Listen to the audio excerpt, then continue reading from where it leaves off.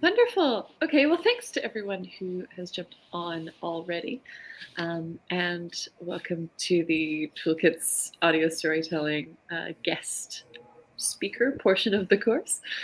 My name is Ruby Smith, and I'm here with Jas Alavuk, a colleague and very dear friend of mine. And we're going to get to chatting about audio writing and the audio industry and how to make it and what's going on there. If you have any comments throughout the course of the conversation, please leave them, and we will get to them. Before we get stuck into things, I just want to take a moment to acknowledge and pay my respects to people of the Woiwurrung and Bunurong language groups of the Eastern Kulin Nations, on whose unceded lands I am working from today, as well as any lands where those of us who are watching are joining from. Sovereignty has never been ceded. Amazing. So for those of you who haven't met us, who are not part of the Toolkits program, I'll go through a little bit of an explanation. So my name's Ruby Smith. I am the facilitator of Toolkits audio storytelling for this year. And I am also the general manager over at Sin FM, which is a youth community radio station based out of Melbourne. I've been working in radio and audio and music and theater for many years, and have worked sort of odd jobs all over the industry, and have been facilitating this great course in partnership with Express Media. So it's been really exciting. And Jas, I'll let Jas introduce herself as well after this, but Jas is, I will read out your bio now. A writer, audio producer, and media training.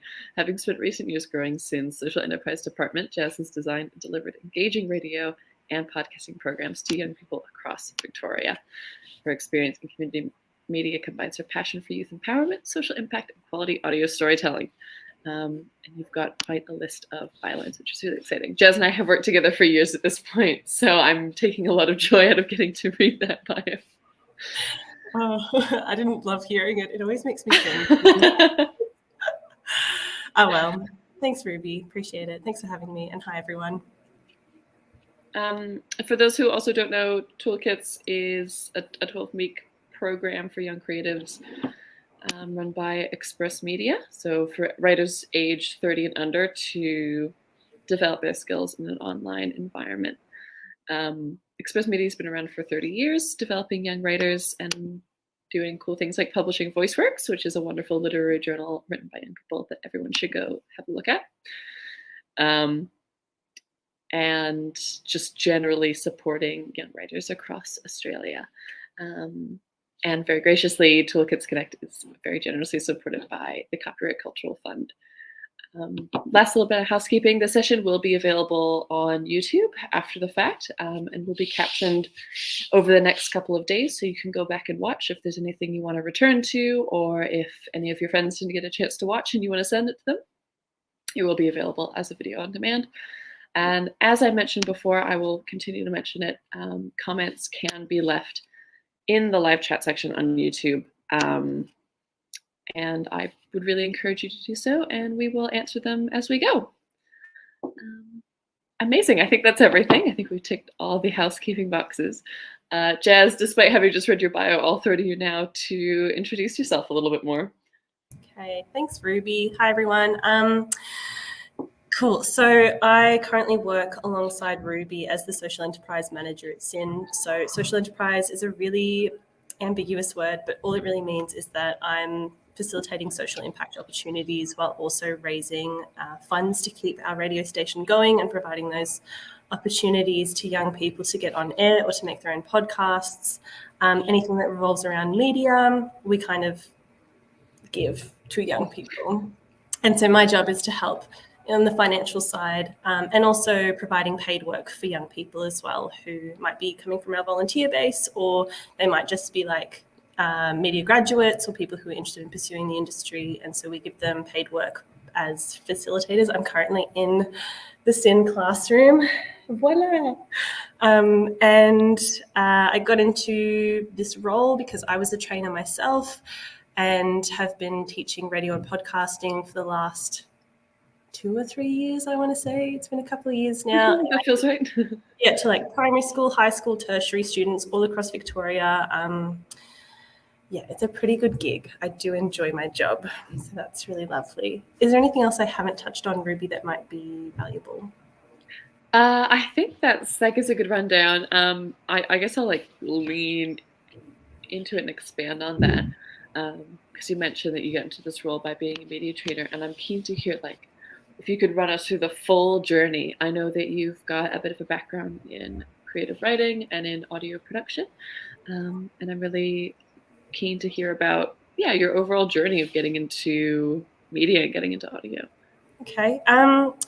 So it's so interesting. I'm so glad you asked. I first studied audio engineering when I was about 20, so I had a bit of a lag between high school and tertiary study, and that really piqued my interest because I'm a big music nerd and I wanted to learn how to produce music. It fascinated me. My brother was also involved in the industry, but through the course of the degree, realised that it wasn't for me, and I wanted a space that was more community focused. So naturally, I mean, living in Melbourne, there's a really rich community media scene, community radio scene. So I volunteered.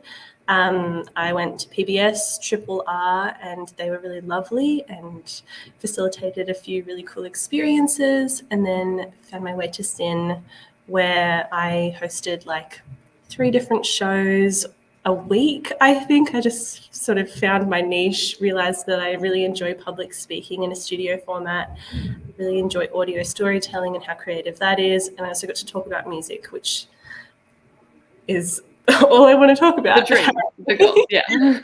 Yeah. Sorry, to make a long story short, I kind of loved I found my people at SIN. Like I ended up meeting so many like-minded young people who weren't just into music, but they were into art, they were into sport, kind of just like little niches all across the city, and ended up creating some really great networks and got a job as the media trainer and producer, which then kind of snowballed into more work down the line when it was just good timing. I think sometimes you just have to say yes to what your instincts are telling you need. For me, it was I need community and I need somewhere to express my interests. Community radio offered that. And then very luckily, they were advertising paid work. I got a job. Then that led to contract work. That led to building more experience. But I will say, I didn't have the skills, the experience, or like even the qualifications to do a lot of the stuff that I was doing. I was learning on the job, which Ruby, I know you can relate to in some regards. Yes, very much so. Kind of just like landed very luckily and fortunately into these positions where we're given the space to make those mistakes early on. We're kind of still establishing our careers and our skills, and feel very grateful that places like SIN exist, because there's not much out there for young people to express themselves through like literature and media. Sorry, you did ask about creative writing and I'm talking so much, but I did study an associate degree at RMIT in professional writing and editing, and that really informed so much about what I teach in audio storytelling. How important it is to take feedback, how important it is to do editing, drafting, rewriting. It's okay to be really like bad at something when you first start doing it, especially when it's a creative thing that's so easy to compare yourself to other people. Yeah, I could wax lyrical forever, but I won't. I hope that has deepened some context about who I am. Absolutely has.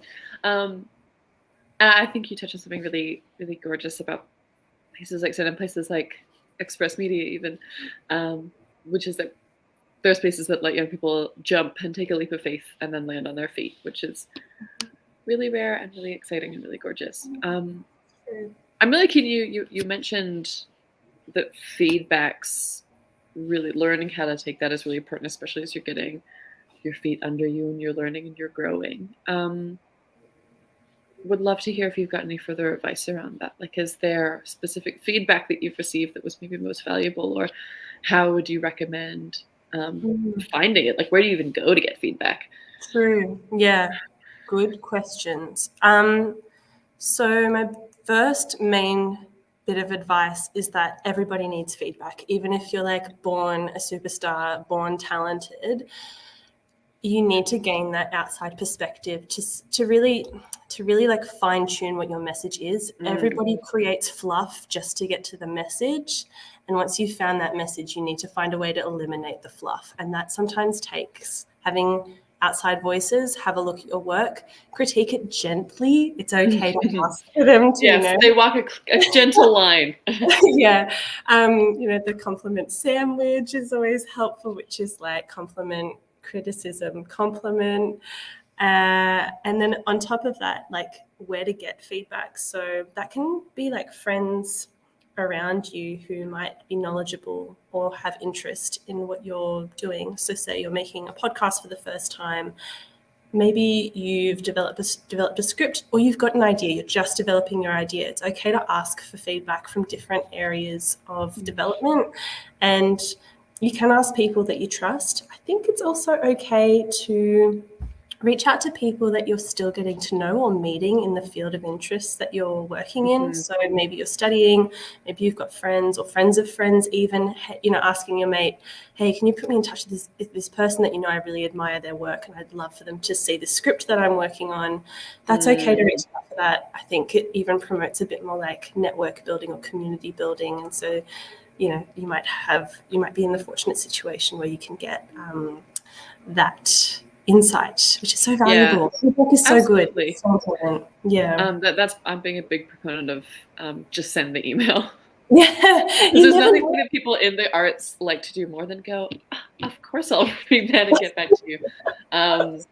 Everyone's so excited to be a mentor because we've all been at the very start. I think that's really, really, really helpful. And what do you think? What has been most valuable about feedback for you? I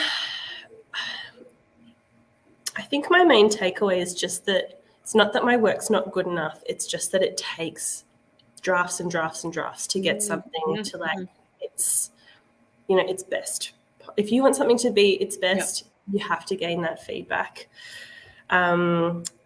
And if you don't like someone's feedback, that's also okay. You don't have to take on feedback in and of itself. It's true. Not everyone's right. It's okay. You can disagree. Okay. Yeah, and you really can reach out. Like it depends on time, obviously, but reach out to as many people as you can to get eyes on something or ears on something. And it can even be something like, oh, I noticed that something. I remember getting feedback about a website design, and somebody told me that the text was too small. And they explained that might be like a limitation for somebody's accessibility. They might not be able to read or see the words clearly. I thought, oh my goodness, thank goodness I got that feedback, because otherwise I would have published this and it might not have been able to be viewed by as many people as I wanted it to be viewed by. So there you go. There's so many different ways that feedback can be helpful. Yeah, absolutely. And that's really good advice. Like, your work isn't bad. It maybe just needs a third pass. Yeah, and that's totally okay. Especially in creative fields, I think, especially young people, we put a lot of pressures and a lot of time limits on ourselves. We go, oh my God, I need to finish this in a week. When it's just something that you're making for yourself. It could take you 10 years, and that's totally fine. And it might be better in 10 years. It definitely will be better in 10 years. If you keep working at it. Yes. If you keep working at it. You might go a little crazy, but it will be better. Yeah. On following that a little bit, because you are, I find working with you an extremely good editor. Thanks. You have the gift of giving great feedback and being a wonderful editor. And I'm really keen to hear your thoughts on the editing process, especially as, the people that are within Toolkits right now are watching, are working on sort of getting to first drafts of their audio stories. Yeah. I think what I said before about like everybody makes fluff to get to the message, and then once you find that message, you have to cull away the fluff. That might be something like phrasing. My teacher once gave me really great advice, and she said, so maybe you've heard this phrase like "kill your darlings," which is basically sometimes you have to kill your greatest first ideas to get to the next best idea, which might even be something better, or might be something that your audience or your reader or your listener will find more value in. But she said, don't always kill your darlings. Sometimes you just have to park them. So in a written document, maybe you've written a paragraph that you're like, oh, something's just not working with this. People have told me it's not really great. It's not resonating the way I want it to. You don't have to completely delete that. You can either like move it to the bottom of your document, save it for another day when you're ready to look at it and edit it, or you can put it to another document. Sometimes that's how I revise my work. I remember Greta Gerwig also said, don't fall in love with your first ideas. I think that's great advice too. It can be really easy to get bogged down in editing, and it almost feels like a process that never finishes. It's almost like you don't know when to stop too. And I think that's where feedback can be so beneficial. And you can also be your worst critic. So it's really good sometimes to give yourself space from editing something. So maybe let someone else tell you what's good about it as well. Totally. Feedback isn't just negative. It's let them know when it's good. Let them know what's shining and what's really like working in the piece. I will sometimes spend like a couple of hours just drafting something out. It'll be absolute word vomit, utter nonsense. But I'll revisit it after a day or so and I'll go, oh, God, that's cringe. But actually there's something here and there's something in this paragraph. And, park those darlings, put them to the bottom of the document or put them somewhere else for another idea or for something you can work on later. And it's just about that revision. Try not to be so critical. It's nice to see what's glowing, and then give yourself another day break or give yourself a week, whatever your timeline is. Make sure that you fit breaks into that so that you can, with fresh eyes, look over what you're writing or what you're creating, or fresh ears even, and recognize like what's the thing that's like going to sing the most to your listener or your reader, and what maybe needs to be eliminated to help that be more prosperous. You also mentioned audience in there. How much do you think we as creatives should be editing what we are making and what we're producing to the audience? Not necessarily to like experts or people that we trust, but to an audience who's taking it in. Like, how much of that do you think it's worth following? I think your role as someone creating something for an audience is to be as engaging as possible. And you're also considering like, who is your ideal audience for this project?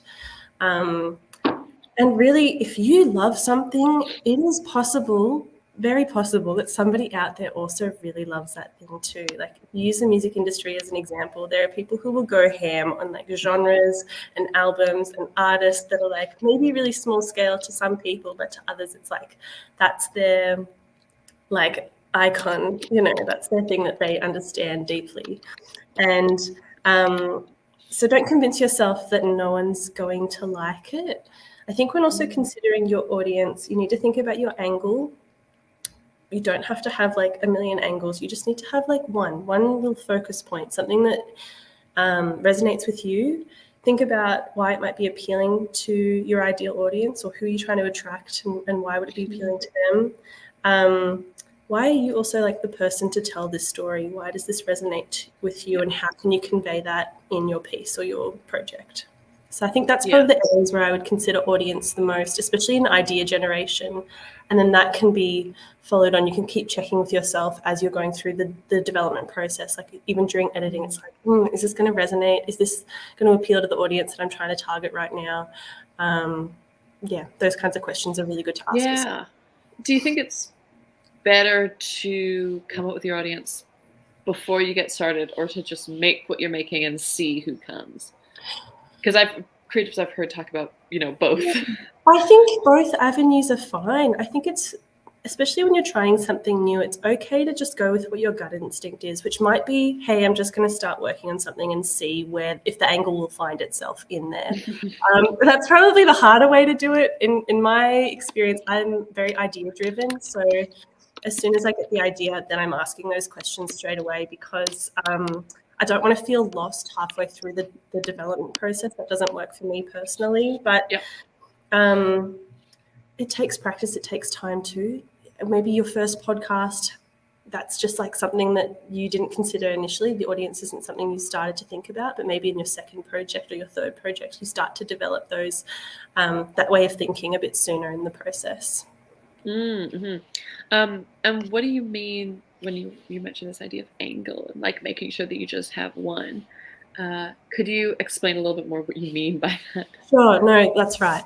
So I think angle is kind of like, in a way, it's your hypothesis. That's how I like to think of it. Yep. So you, after decades of interest in, God, I can't think of an example in my head right now. In crime fiction, this is not an area of interest for me, but for some reason that's into my head. But you've been reading fantasy, or you've been reading Twilight, whatever. Okay, Twilight's more my area of interest. Let's go. You're someone who like grew up reading these books, getting really interested in them, and that's fantastic because it was such a resonant thing for such a long time. But what is something that's true for you about Twilight that you need to convey that maybe hasn't been conveyed by others in the past? There was like a renaissance recently, and I saw so many think pieces about Twilight like 2 years ago. So maybe it's like an aged topic, but your angle it needs to be something that's fine-tuned, that's topical, so usually quite timely. So why would you be bringing Twilight back into the zeitgeist now? Maybe... Yeah, what makes it special now? Is there a reunion? Yeah, what's the point? I really need to think of a better example. I'm so sorry. Let me mull over that question. No, Twilight's great. Great example. Does that, I guess, define what an angle is? Absolutely. Absolutely. I think that's I love the idea of thinking it as a hypothesis. Like what's the point? What's the question? What are you trying to uncover? Yeah. And what do you want your audience to take away from what you're talking about? You know, I think something I used to get really bogged down in when I was doing my creative writing degree was I was so obsessed with the vehicle of storytelling. So maybe it was like the symbolism of... I had arachnophobia and I was like, oh my gosh, I've got to write about spiders. And my teachers just kept looking at me like, but what does that mean? Like, what does your arachnophobia signify to your audience? And why does it matter to them now? And that really like stayed with me because it was something that I really struggled with. It's finding that angle. Like, what is it about this topic that's going to really engage and get people interested in it as well? How when you say like, why does it matter now? How much in your process do you consider like space and locality? Like, are you writing, when you think about your audience, very much for like a Melbourne specific audience, or do you find that that's less applicable to your creative process? Yeah, I think right now it would probably be like safest to be writing for a more local audience, or like Sure.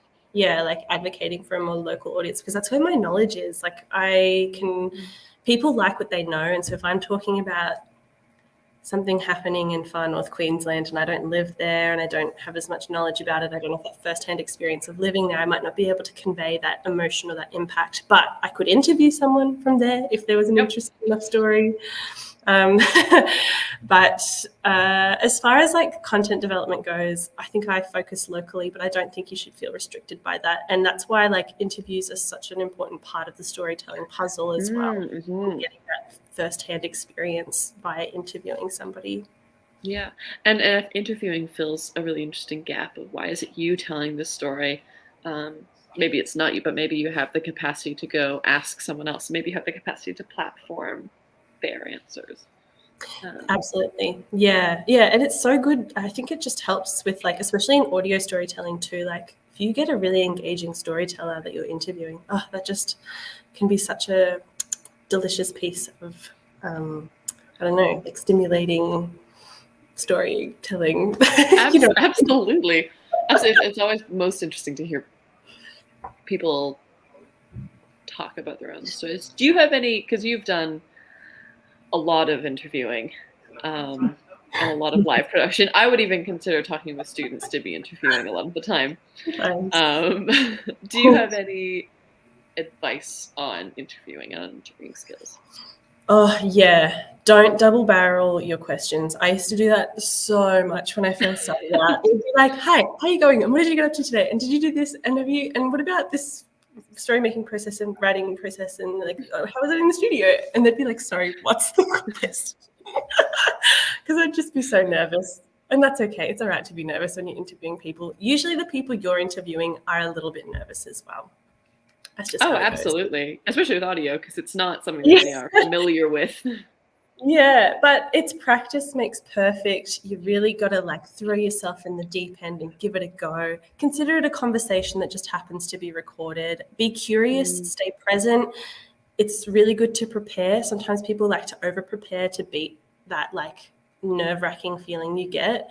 But I think you figure that out as you go along with it. It's just like find out what you want to know from this person, write those questions down, use them as prompts, but don't be afraid to go off script if something does really intrigue you during the conversation. And that's where you sometimes find your angle too, is during interviews. Maybe you have one idea and then you talk to somebody and you're like, no, this is the story. That's going to be really good material for this piece.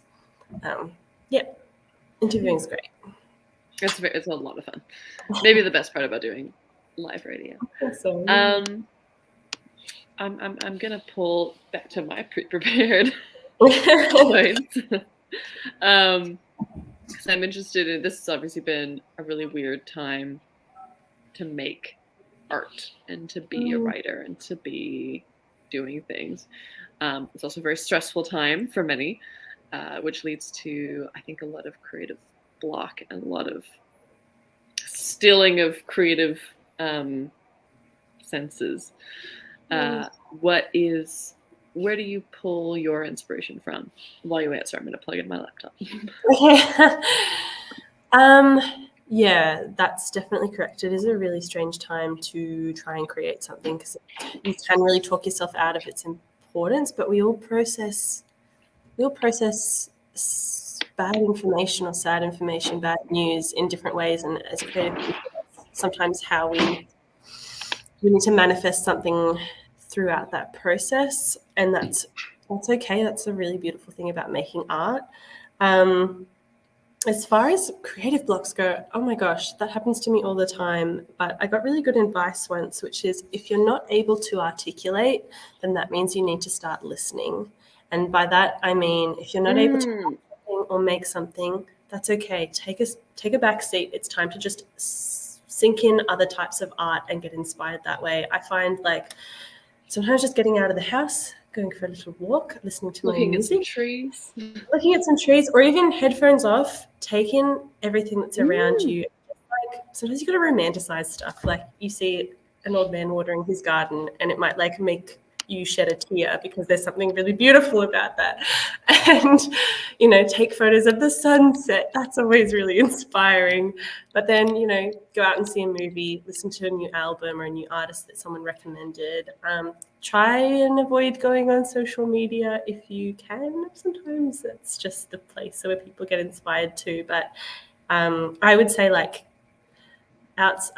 technological stimuli, try and avoid, try and get out into the world and really experience it and refresh and reset. That's right. It's like you're trying to like refocus your lens, if that makes sense, just by like taking in other forms of art and every type of art. Literally, like when I'm stuck, I'll try and go to the most left of field thing and just, use your critical mind and start to like take it in and think about what you like about it or what you dislike about it. If you were doing it, what would you do differently? I think as creative people, it's really good to exercise your own critical skills or critical thinking skills, and that can make you absolutely. Yeah. What do you like? What do you dislike? How does that apply to you? Yeah, there's no wrong answer if you're just reflecting on it yourself as well. You're just practicing some critical thinking. It's nice. Yeah, exactly. It's good fun.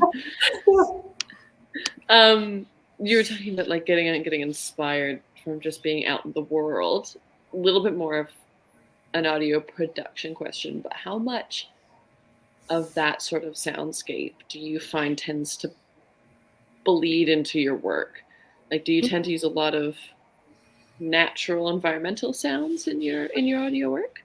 Yeah, I think To some degree, I'm not afraid of low quality sound as long as it's not something that's really essential. Sometimes you are just trying to evoke a mood. And even if you just record something with your phone out in public and there's background noise and lots of things going on, that can still really like simulate an atmosphere to your listener. And that's a really creative way to drive narrative. I'm currently working on something where I've recorded footage that I want to just like steal the audio from and put it into the piece that I'm making, just to create some atmospheric elements in the piece. Yeah, I love a bit of soundscaping, and get experimental. There's nothing wrong with that, and I like listening to it too. I think you think about like watching a film, right? Like, yes, there's like parts of the sound in the video that have to be really high quality, but if you're just trying to evoke something, it can be really moving sometimes. It can be really emotional, or you're just trying to like get something across to your listener or your reader or your viewer, your audience. Yeah, sorry, went on a tangent. There you go. No, that's fantastic. I'm curious, when you mention experimental soundscapes, what are some of the better uses of that you've heard? What have I listened to recently? Actually, I've forgotten the name of it now. It was for the BBC, and it was a presenter talking about grief. But that like show not tell. That's why I think atmospheric sounds and soundscapes can be a really great way to evoke something without explicitly telling, because telling gets boring, and you need to trust that your audience is actually smarter than you think, and they'll catch that they're clued in, they're listening. They're clued in, they'll figure it out. So I listened to this episode, and this woman was talking about the grief of losing her mother, and basically she did that by listening to tapes. It was like audio tapes, cassettes of her mum, and she was playing the cassette tape and narrating like questions that she was asked. She's like, what are you looking for? What are you doing in the house at this hour? And then she's like narrating a second part, where she doesn't actually say it right till the end, but there's these audio clips from news recordings, basically saying how her mother had passed away, and she was a film producer who had fallen off a cliff really tragically. But the use of the news clippings was so interesting to me, because she wasn't explicitly saying like, this is how my mom passed away and it was very sad. It was like I got the emotion purely just from those clips that were. I thought that was just like such a moving piece. Try and find the name of it if I can. But I really enjoyed that. And the cassette tapes, like we all know what that sounds like. It can sound really low quality, lo-fi, but I can still hear what's going on. And I think it would have been inauthentic had she recorded or like re-recorded or recreated it another way. We're trying to turn it high def in some way. No, it needed to be a bit scrappy, I guess. What sort of sound do you tend to lean towards when you're like producing something for yourself? Oh, music, actually. Straight away, that's the first thing that comes to mind, which so surprising. By the way, the piece that I was referring to was called Dead Ends. D ends as in ENS, by Talia Augustidis for BBC Lights Out. I'll definitely have a listen. That sounds really beautiful. Can write it somewhere as well if needed. The question was, sorry. The first thing that comes to mind. Yeah, music. I like using music as a way to evoke emotion too. I think it can be really great. And sourcing music, there's so many free libraries out there that you can download music from. You just have to credit the artist or the creator at the end of your work. Or you can find a friend, or you can dabble with a bit of recording on a piano if you have some skills. Even if you don't, like, sure, there's so many different ways for you to like play around with sound and music in your pieces too, if that's something that's important to you. Yeah, gorgeous. This comes to mind just because it's something that a few of the students have asked about and have spoken about, and I'm always keen to get other opinions on this. Just because it is that sort of like lo-fi working in the space audio. What are your thoughts on the classic kind of vox pop? And I'll admit, just to preface, not necessarily always a huge fan, because I'm a believer that they can sometimes be a little overused. You could talk to an expert, but that is my opinion specifically. So I'm always really curious to hear anyone else's. I think it has to be for the right content. I saw this amazing video on YouTube and it just hooked me in straight away because this chick was just going around Seattle asking people how many friends they have. And I thought that was genius. It was so funny because it's just very good. Yeah, she's just moved to Seattle. She's finding it really hard to make friends. And it turns out Seattle's a really difficult city to make friends in America. Interesting. And so people were giving their stories and their insights, and I found the anecdotes really entertaining. She just happened to ask the right people, and then by nature of talking to them, she kind of made a friend, and that was really lovely to watch. Yeah. So very wholesome. It's interesting that some cities would be more easy to make friends than others. Who knows? Maybe they're not very friendly in Seattle. I wouldn't know, but I'm sure they're lovely. But yes, I do think like resorting to vox pops. It can be an overused, I think in this day and age, especially with like the emergence of really popular social media platforms like TikTok or Instagram, those reels, vox pops are like it's just oversaturated with vox pops these days. And sometimes I just don't care to know really random stuff about anyone's lives. And I think unless it's a really like specific thing where you think a vox pop is going to add value to your story or to your piece and it might like really entertain your listener too, I think it's great. Like radio is kind of the brainchild of vox pops because people would be like calling in, they'd ask a question out to their audience and people would call in. I mean, that's not a vox pop, that's like a call up, like a... But I think they inherit the same... They inhabit the same Venn diagram. I think it's almost a circle. Yeah, it was kind of inherited from the call. I don't know. Don't quote me on that. I don't know that for a fact. But I think sometimes it has a time and a place, but it doesn't have to be everywhere. Maybe that's my opinion. Yeah. Do you have an issue with, like on radio, the audio quality of the call-in?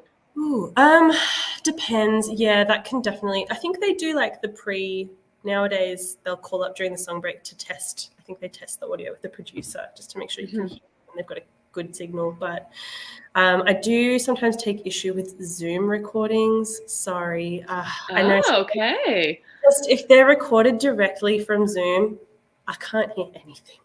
But if you get the person... Is this like mic in front of computer or is this computer plugged into...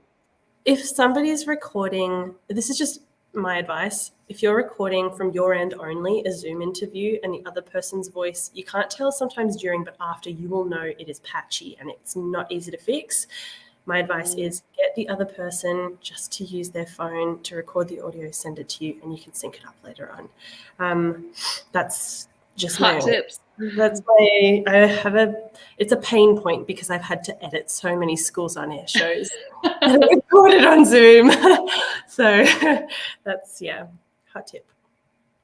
Yeah, I might pivot from that to editing with full upfront. I'm not an audio editor. It's not my skill set. It's not what I've done a lot of. So I'm really curious to hear any advice that you have around editing, or I might even start with like what's your starting point, and what sort of materials do you need going in? Totally. Editing can be really overwhelming if it's something you're not used to doing. I get a little bit overwhelmed sometimes, but it's just good to have a system. So I think having your script before you record, obviously you write your script, and I really like to I write like a grid on the document and or a table rather. And one of the columns is going to be my timestamps. So how long is each portion of the piece going to take for? I write another column, like what is the content? And then in another column, any additional notes. And that might be for me, like... Do you fill that out as you record? No, that's in my pre-planning stage. So that's when I'm like filling out my script so that I can have that open while I'm editing and I know where everything's meant to go. And I think also having a really good audio filing system is helpful. Name all of your files clearly. Maybe put the length of time that it goes for. Sometimes it's helpful to like edit your snippets before you put them in the like big file. People have different ways of doing this. You don't have to do that. And make sure that you're saving your files correctly. Losing any work can be very scary and sad. Always painful. Yeah, and sorry, just before you even get into editing, I'm not sure what people's experience with like the editing software is like. So I think we call them like DAWs or DAWs, and I can't quite remember what that stands for, but it's essentially just like audio editing software. So things like Adobe Audition, you might have heard of Ableton. That's more like a music-based program. So is Logic, so is Pro Tools, but you just got to find what works for you. Don't pay heaps of money for an audio editing Some software. of them are profoundly expensive. Oh, yes. Yeah, no, it's, oh my gosh. Goodness. The subscriptions, they really rob you of your money. So try and find a free software. I've heard Cakewalk is really wonderful, and so is Audacity. Digital Audio Workstation. Thank you so much, Amelia. Appreciate it. So yeah, just make sure you're not paying heaps of money for it. Try and find a free software if you can. And do you have a preference? Oh, I do like Audition. I'm sorry to say, that kind of hurts to say because I know how expensive it is, but that's only because I've used it so much for work, and we have a subscription for work. I also use Logic. That's what I learnt when I was doing my degree. But Audacity works fine. Audacity is great. Cakewalk is something I want to learn how to use because I've heard it's also really great. But all you really need, especially when you're first starting out, is something to record, something to snip and cut audio. And I think it's like a multi-track viewer. That's something that's really important. It just shows you like all the different tracks one on top of the other, and it just helps with like, if you're a visual person like me, having your audio laid out in a very visual way can be so helpful. Yeah, I think that's all my advice. It's a practice thing. YouTube, watch lots of videos on YouTube on how to use the software. Yeah. I think that's a lot of people are self-taught because there's just so many resources out there to teach yourself how to use it. Yeah, you can learn pretty much any editing skill online. I just have chosen not to. You can teach yourself. That's okay. I've got a couple more questions for you, but I'll just mention again, we'll be wrapping up quite soon, everyone. So if you've got a last question, if you want any advice from Jas, she has a wealth of knowledge. So pop your comments or questions into the chat now, and we will, just because we'll be wrapping up soon. So we'll get to any last questions at the end, if there are any. Thank you, Mia, for the banner. That's gorgeous. I love that. That's this so is great. Cool. So on editing again, we've gone through the basics. What's like any tried and true do's and don'ts, like any disastrous mistakes and any like wild successes? Save as MP3 if you can. WAV or WAV is just a very big file, and massive, a long time to save, and even distributing it, the quality is just, it's not too dissimilar.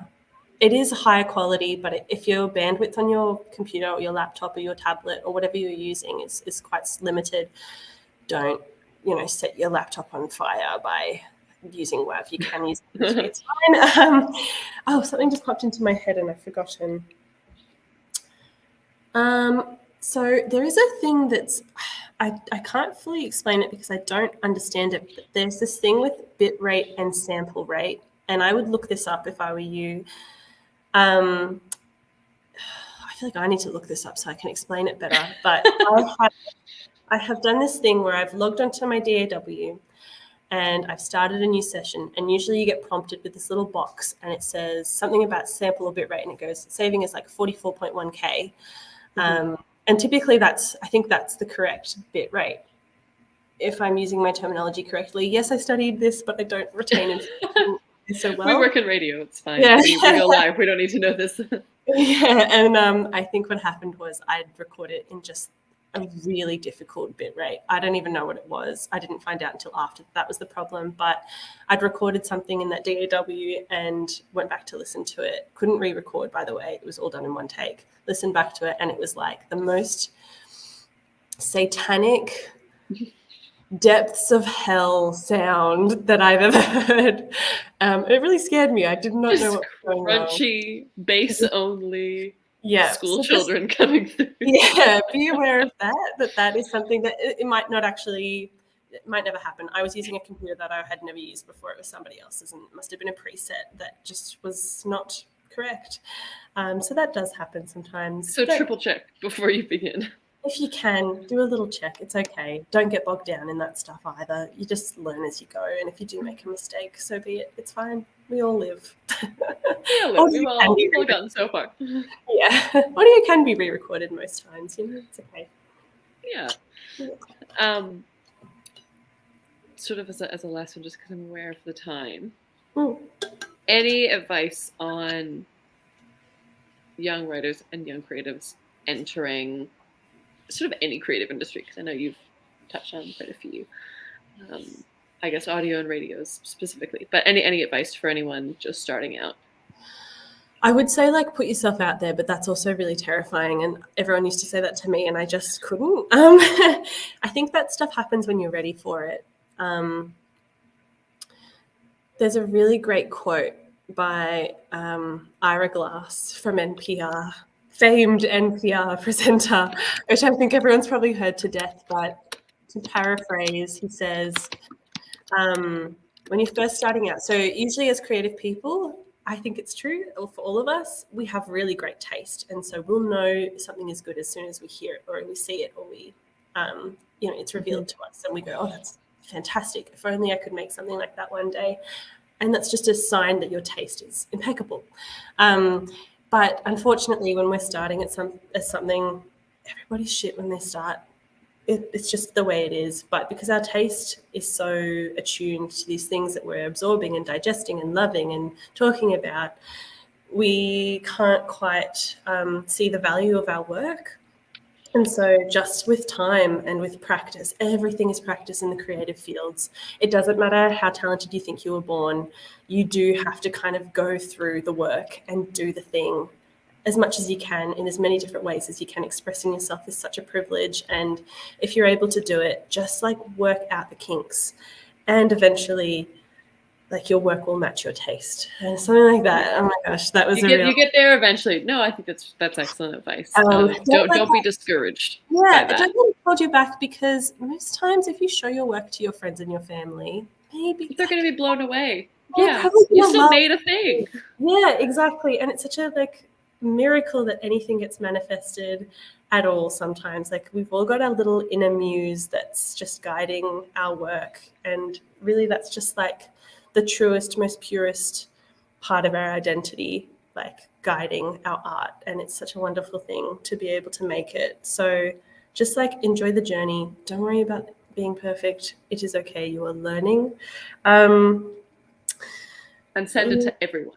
Send it to everybody. Don't be afraid to share your work. I have some stuff published online that I am not proud of, but at the end of the day, that was just I'm so proud that I did put it out there at all, even if the work isn't the quality or the standard that I would produce today. That's okay. Yeah. It takes bravery to put it out there. And also, everyone has to go through that first step. And if you don't make the first step, then how will you be at the peak of your writing capabilities and your creative career? Exactly. So true. Yeah. Amazing. Rebecca's just got one question here before we wrap up. Thank you, Rebecca. The question is, what questions should we ask ourselves about our developing shows and your developing ideas generally? Yeah. Okay. When I'm coming up with an idea, first it's do I have an angle? Who is this for? Why am I the right person to tell this? What's going to be part of the narrative? Am I going to be part of the narrative? Who's going to be part of the narrative? It's a lot of who, what, why, when, how. That's a great question. Am I going to be part of the narrative? Is my voice actually essential to this? Yeah, totally. Why is this important now? Where am I going to share this? How am I going to share this? It's almost like an endless list of questions, but you'll start to be a bit more instinctive. If you've got a really strong idea, if you've got a really strong vision, those questions are going to come to you really nice and quickly. And if they're not, just give it time. It's sort of something you have to mull over. Yeah. Yeah, and brainstorm with other people. Yes, Reach out. They can help answer those questions for you. absolutely. Sometimes you need to talk out your idea to understand what it is. I find that really helpful. Yeah. Like, I'll just say to my cat, "Hey, do you have a second? I gotta figure out something," and then I'll try and I explain. have this great idea, but I need your insight. Yeah. But it is also helpful to have that feedback there. So talk to someone. That's always good too. Good advice. Cool. Any other questions? Or are we wrapping up? Questions? We all okay. Last call. I always get shy in these platforms too. It's so much fun. I know, me too. We will. Any Toolkits participants, if you've got questions, you can also hang on to them. We will get to them momentarily. Amazing. Okay, well, thanks to everyone who joined online tonight and who watched along with us. This is a really joy to do and to run. So thank you so much, Jas, for coming on. Is there anywhere that people should go to find you or find your work that you would, or anywhere that you would like to direct them? Don't Google me. That's actually my weakest point is social media. I struggle with that so much, and it's a really big part of sharing your work. So don't follow my example. But if anything we've talked about, particularly relating to sin, interests you, look, I would ask you to like listen to community radio, listen to Sin, or listen to another community radio station that you like. If audio is something that fascinates you or that kind of medium, just explore and listen to as much as you can. It really informs your work so much, even if it's just like technical storytelling, inspiration. Like it just fills so many gaps. Just taking in other people's work is so important. So yeah, I hope that helped. Amazing, absolutely. Fantastic. Well, thank you so much. Also, a reminder to everyone watching that this session will be available as a video on demand on YouTube. And will be captioned over the next couple days if you'd like to look back on any of the incredible tips and tricks that Jas shared with us tonight. And also, if you've enjoyed this and want to see anything else that Express Media has done, you can have a look at the archive of Toolkits Live Talks, which is on their YouTube page. In the live tab and in the Toolkits playlist. There's over 70 guest lectures there, which is a fantastic resource to just be on YouTube. So go check them out. And yeah, thank you all so much. And we'll let you get back to your evenings. Thanks, everyone. Bye-bye. Oh, do I just leave, Ruby?